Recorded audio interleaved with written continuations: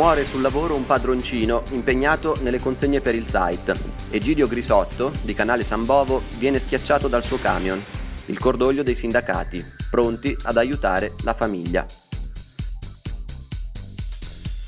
Tragico incidente in A22. In un tamponamento a catena, poco prima dell'uscita di Affi, direzione sud, 5 macchine e un mezzo pesante si scontrano.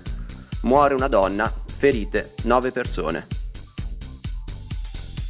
Chiedono la residenza e l'assegno unico in Trentino, ma poi se ne tornano a vivere in Veneto.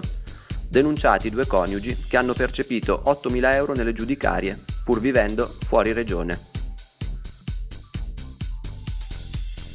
Festival dell'Economia, al via l'edizione dedicata a lavoro e tecnologia. Tito Boeri, l'interrogativo è come far beneficiare i lavoratori dell'aumento di produttività che si realizza con lo sviluppo tecnologico. Manifestazione delle fasce bianche per ricordare l'eccidio di Priedor. A Palazzo Thun appeso un lungo manifesto bianco con la scritta "Perché mi riguarda", per ricordare i tanti morti nella guerra dell'ex Jugoslavia. Pratiche di successione? Contabilità per professionisti? Contabilità per enti non commerciali? Contratti di affitto?